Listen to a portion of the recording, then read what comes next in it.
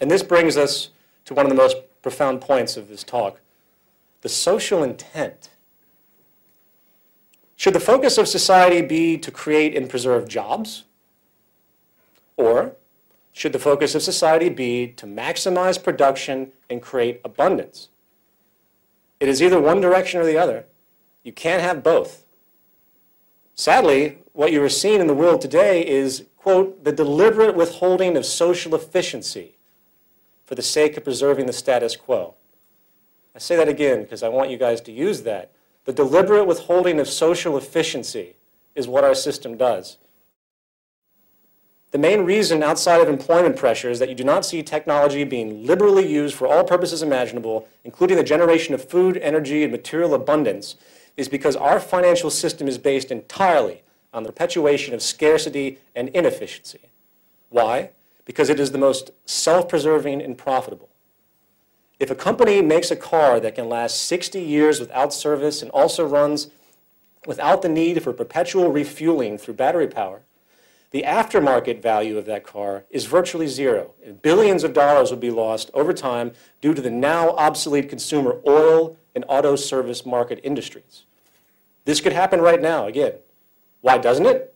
Because the economic system literally couldn't work if it shifted its focus towards optimum efficiency. Our entire system in an economic sense is based on constriction. Scarcity and inefficiencies are the movers of money. The more there is of any resource, the less you can charge for it.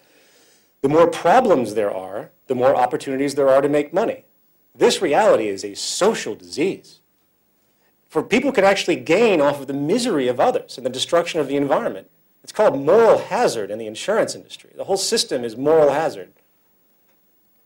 Efficiency, abundance, and sustainability are enemies of our economic structure, for they are inverse to the mechanics required to perpetuate consumption. This is profoundly critical to understand, for once you put this together, you begin to see that the 1 billion people currently starving on this planet, the endless slums of the poor, and all the horrors in the culture due to poverty and depravity are not natural phenomena due to some natural human order or lack of earthly resources. They are products of the creation, perpetuation, and preservation of artificial scarcity and inefficiency.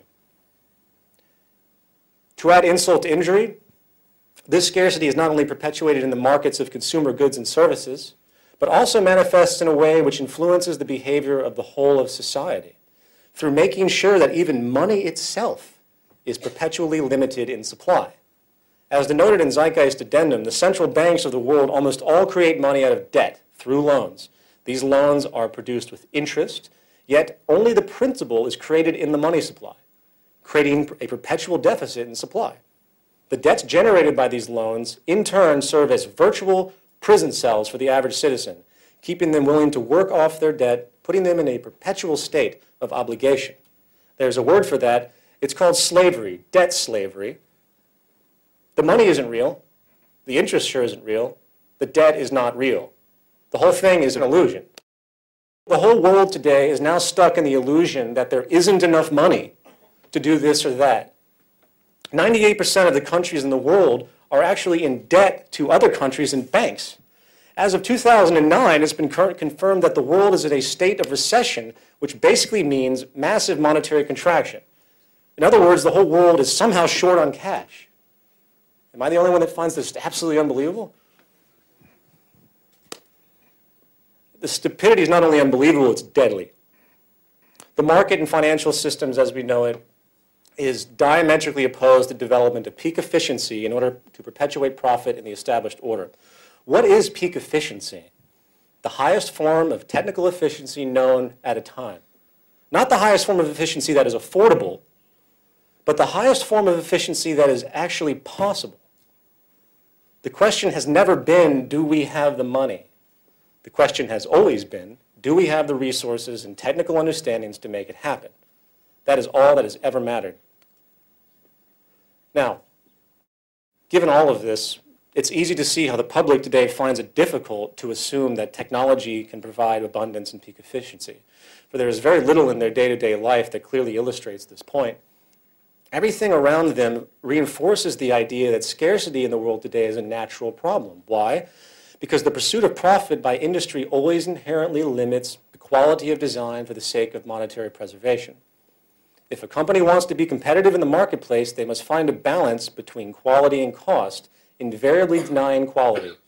It is impossible for a company to produce a product with peak efficiency by the very nature of the game. It would be too expensive to afford. This is one reason why there is so much unhealthy food and trash goods in our system. When you consider that the majority of people in society today are lower middle class and below, you realize that the corporations must reduce their production costs to meet the terms of the affordability of the dominant demographic of the culture. I live in Brooklyn, New York, in an area that's very, very poor.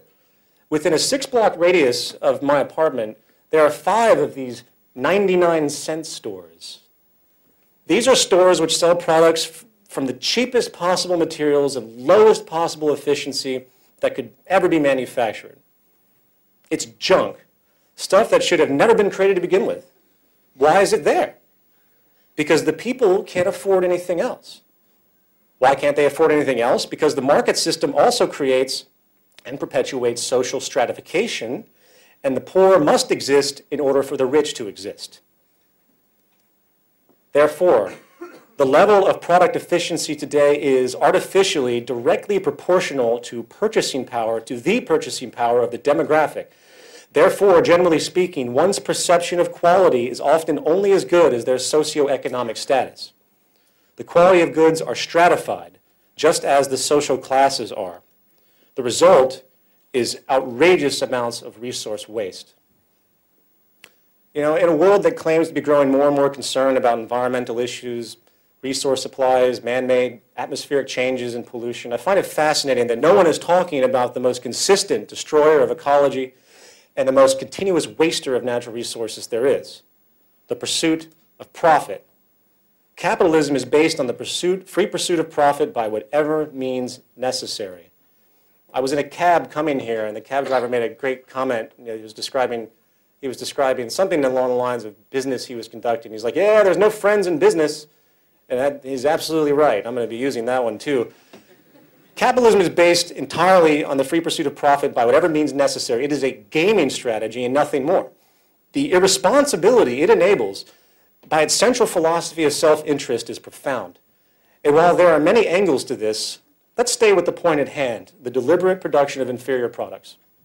Think about it. It is as environmentally illogical as can be.